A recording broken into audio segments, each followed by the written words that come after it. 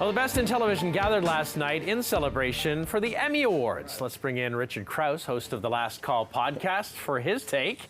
Boy, you watch everything. I'm always impressed by how much you're able to consume and then help us do the same. Eugene and Dan, we love them as Canadians. Absolutely. And first father and son duo ever at the Emmys.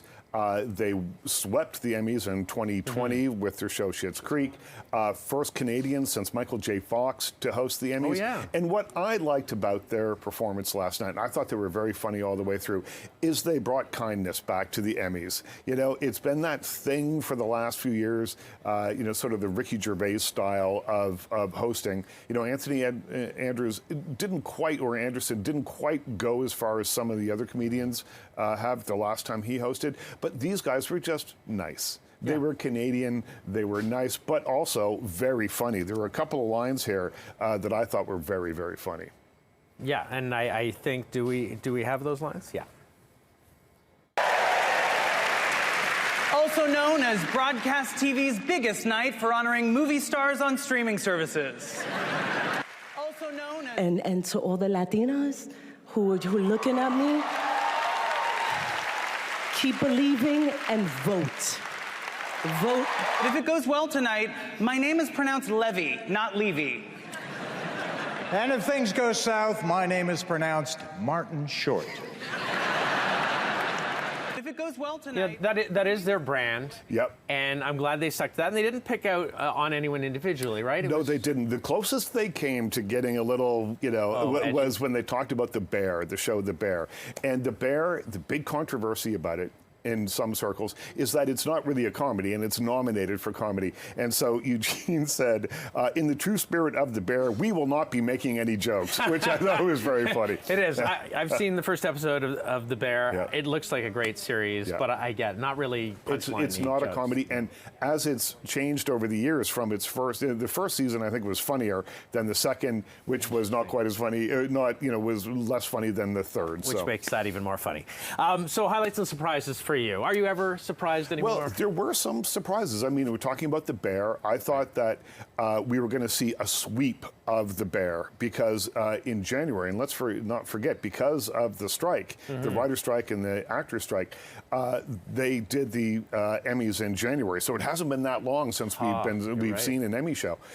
So The Bear swept and scooped up everything. And I thought that was going to happen again. And it did extremely well. But it was kept out of some of the major categories by Hacks, which I think is one of the best shows on television, one of the most underrated shows on television, maybe not after last night, but Jean Smart absolutely deserved her Best Comedic Actress award. And then at the end of the show, they give away the big awards, the Best Drama, Best Comedy, and everyone thought, oh, here come the Bear folks up for Best Comedy, and it was Hacks. Yeah.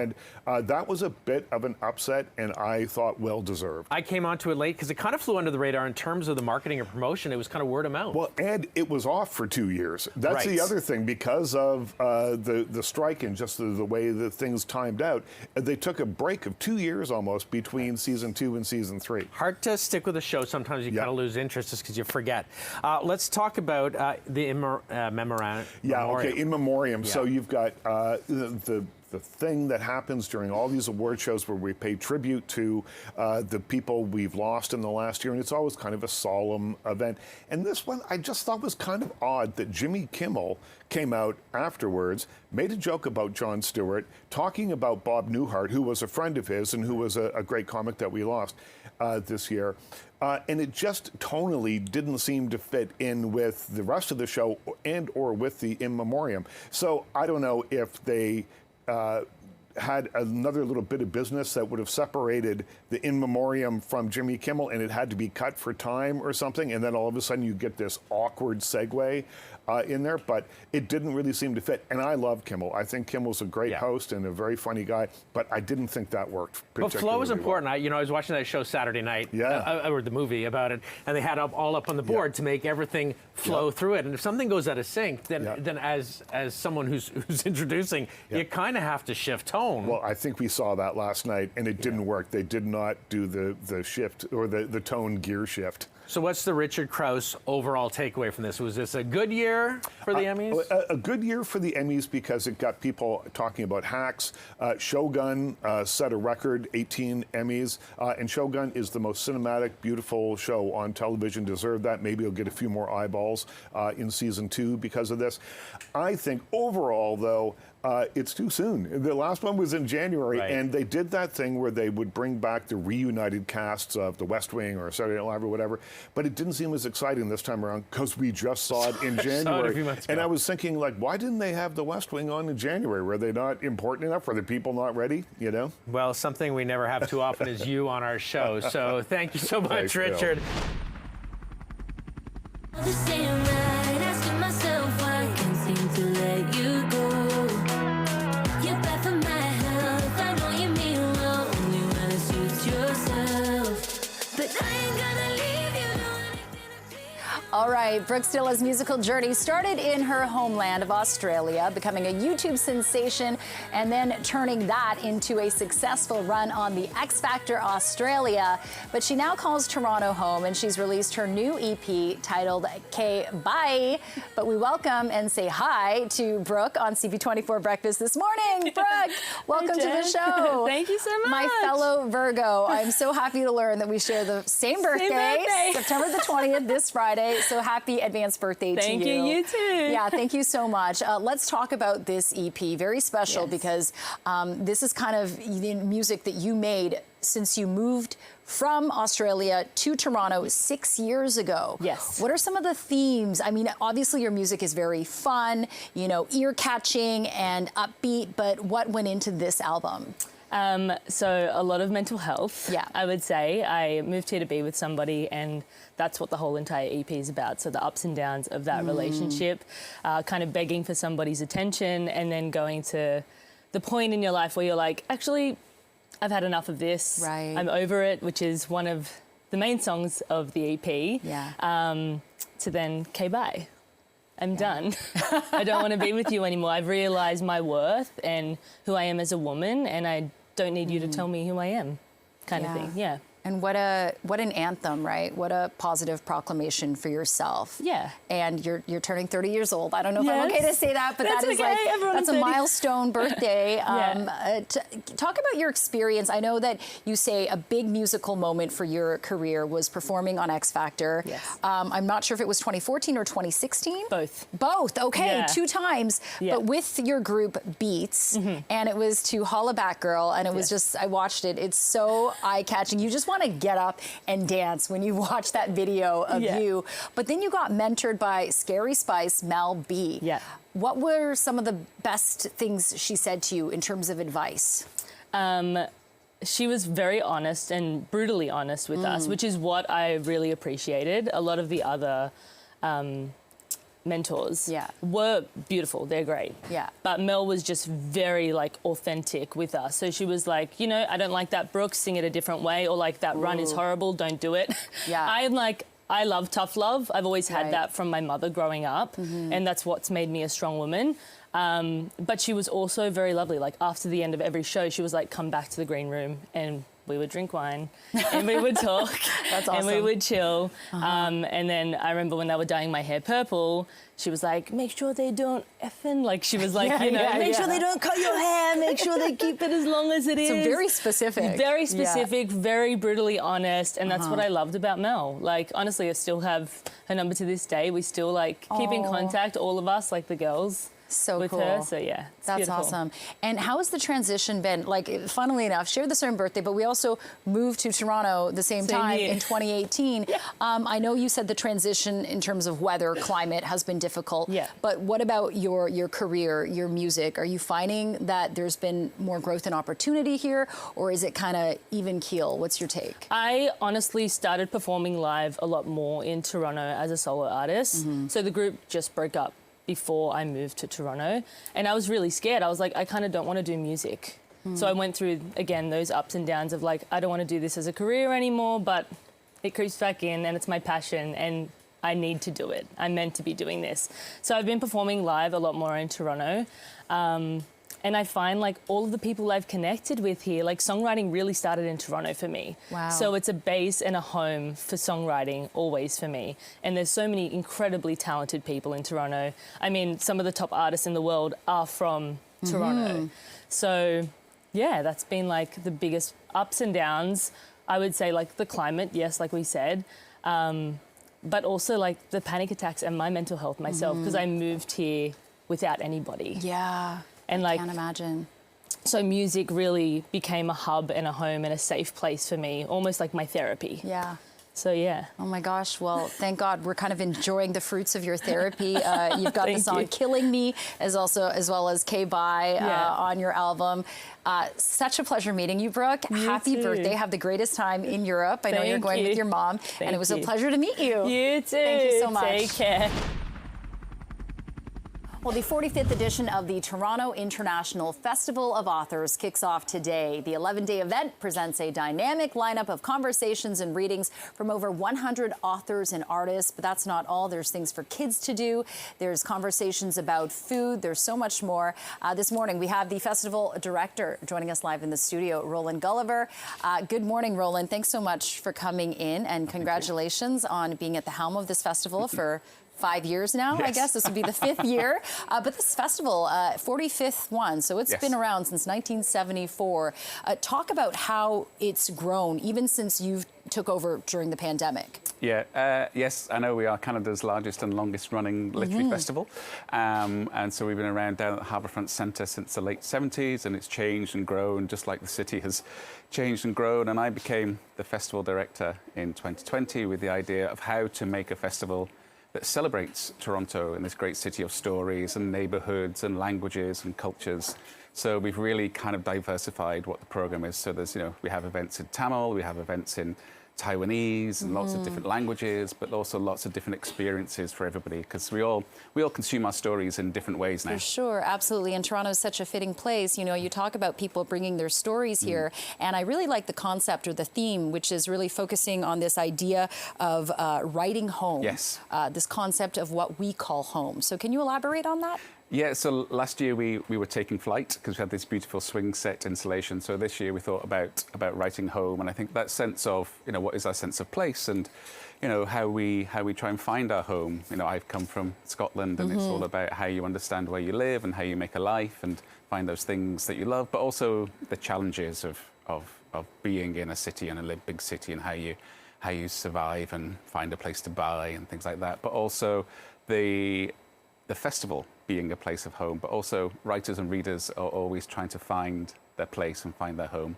And so many stories, like horror stories, The Haunted House, for example, but also journeys where you're trying to get back home. So there's so much, it's rich in terms of how we all connect into that theme. Definitely. It's got a great offshoot to so many different themes. There's so many artists, authors coming in, 100 different artists, 11 different countries.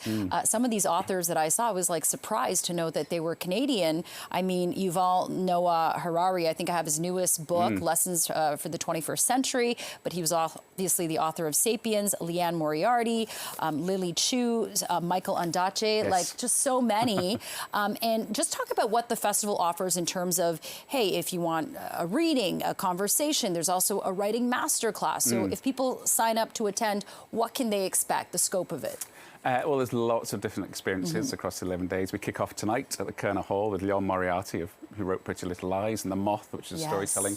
So there's lots of, there's Anne Michaels tomorrow night, but also then on Saturday night, there's lots of different experiences where there's a poutine truck and a poutine event. There's creative writing masterclasses. There are pop-up events about romance tropes and horror. There are creative writing masterclasses, and there's a whole Tea for Kids tent for people to come and enjoy crafts and activities and workshops. And the idea is for people to come down to the lake. It'll be beautiful, the sun will be shining, and enjoy books and stories. And we have our bookstore where you can go and buy a book and you get your book signed. So there's lots of different ways to experience the festival. Yeah, there's nothing more magical than going into a bookstore. I don't know if you agree. Maybe we're just bookworms, but just that written word. I know we're in this age of digital, everything's on a screen, but having the pages in your hand, and then with this festival, the treat of the authors, being there and talking, it really gives you this rich experience, doesn't it? Yeah, and it's not, you don't have to be a book lover. There's just lots of really interesting conversations, whether it's about the environment or politics or the future of healthcare, or lots of different ways to experience what the festival is, and also just be able to share this space and kind of discover about the world. I think, you know, we always talk about it being challenging times, but actually writers and artists have this way of giving you a perspective and giving you solace,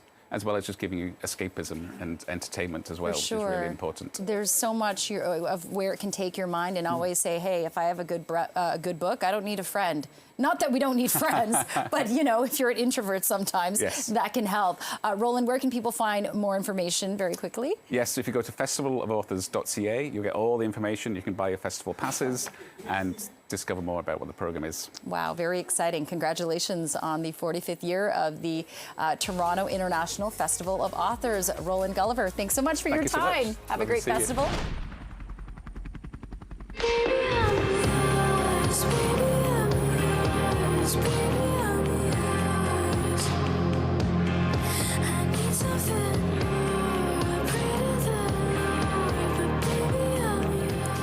Well, Cuban-American singer Isabelle LaRosa's star is definitely on the rise. After amassing millions of fans on social media, especially TikTok, she's stepping into the spotlight with some brand new music and a world tour.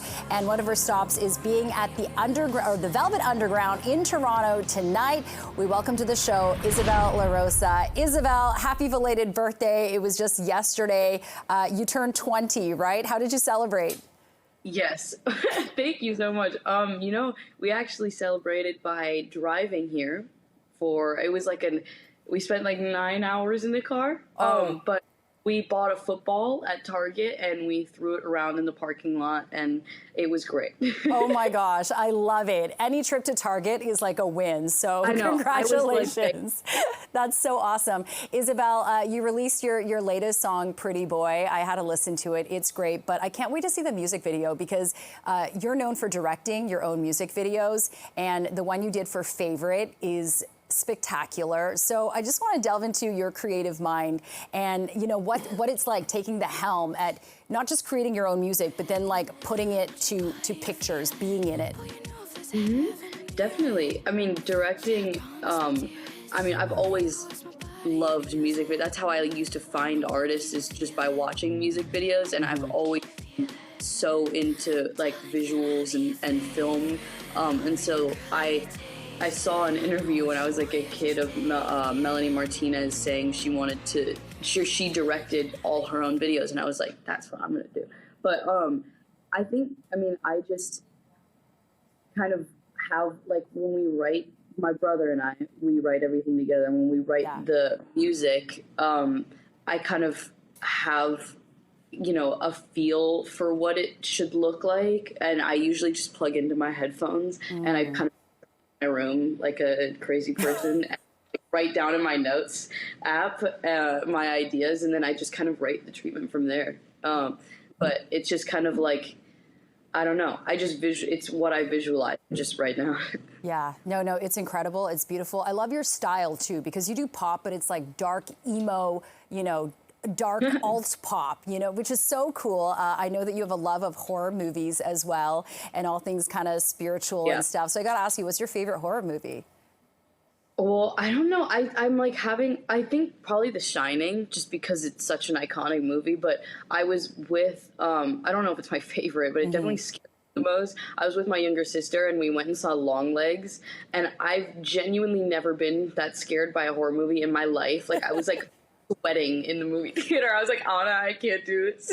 Yeah, no, it was so funny. I watched Longlegs too, and I couldn't be like, I was like, what was I more scared of? Nicolas Cage's plastic surgery or his character's voice? Because he kind of sings in it too. Isabelle, I want to talk about, sorry, we're kind of breaking up here, but your musical background. I know your dad is a jazz musician, plays the sax. Your mom is Cuban, but you talk about working with your brother Thomas, and that's what sparked your creativity for writing music, wanting to do music, and you guys kind of went your solo music journeys during the pandemic. But do people compare it a lot to, you know, how Phineas and Billie Eilish have the musical pairing together? And what do you make of that?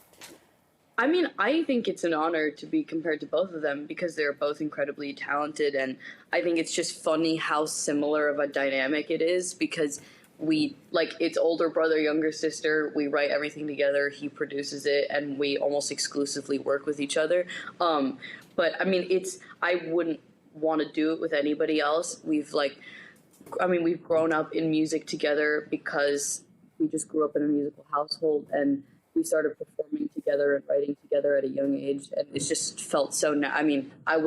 It just would feel so weird to have that process with anybody else, and it's great that it gets to be the person that I'm closest to. Yeah, I'm sure, because, being so young, I mean, you broke out in 2022 with your hit I'm Yours on TikTok. I can't imagine it's easy being young and then acquiring this fame so suddenly, but it seems like you're doing great, and we wish you the best of luck with your Heaven Doesn't Wait tour. You can catch Isabelle LaRosa at the Velvet Underground tonight. Isabelle, pleasure to meet you. Happy birthday again, and I'm sure we'll be chatting soon. Take care. So great to meet you. You too.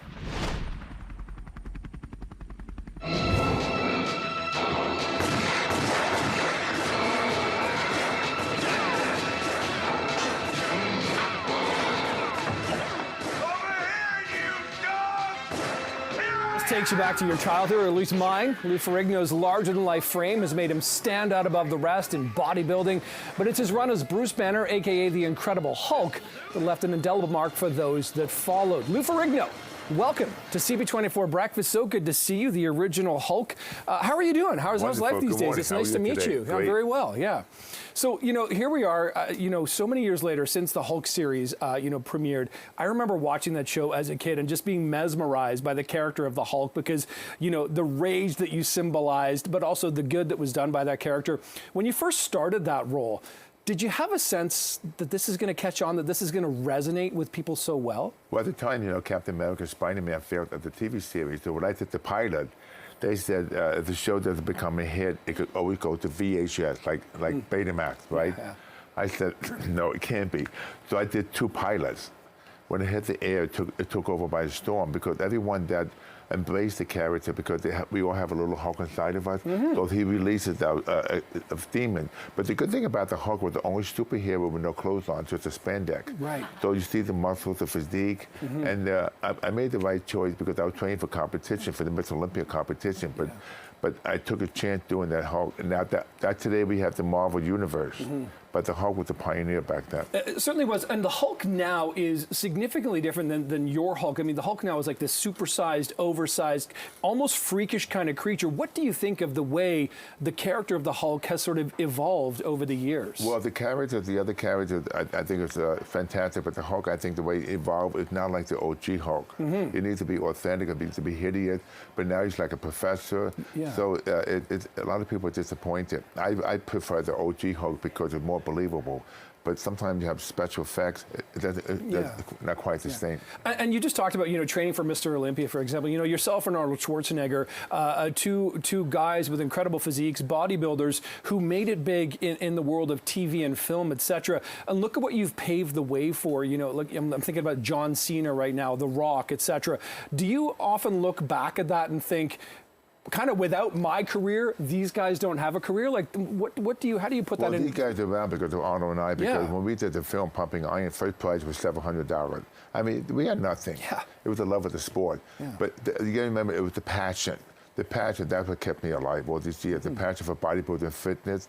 So I kept that passion. That's why in life, when you have to have a passion, if you have a passion, that makes you rich. If you want to go into show business, for the fun of it, you're wasting your time. It's all about the passion, especially that some people have a passion for business and life itself.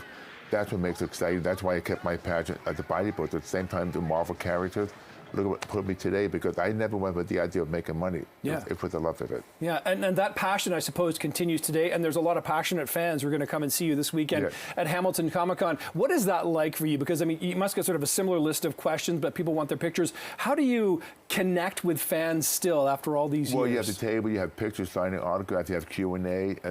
Like families come, they do shopping, they see different celebrities. It's fun because this is the only chance they come to the table, talk to celebrities, because most of the time celebrities are on the street, it's hard to engage in a conversation because they want to have their own private life. Yeah. But at the Comic-Con, especially at Hamilton Comic-Con, you get a chance to feel like a family there. Do you kind of like that? Because I know as a celebrity that I'm sure you probably would get bugged for autographs in other settings. This kind of gives your fans an opportunity to say, hey, Lou Ferrigno is going to be at Hamilton Comic-Con this weekend. You can see him here. Does that kind of, as a celebrity, as someone who's so recognizable, go, okay, come find me here. I'll get you an autograph, etc. at that point. It's a gratification, that appreciation, because as a kid, I didn't have a Comic-Con to attend.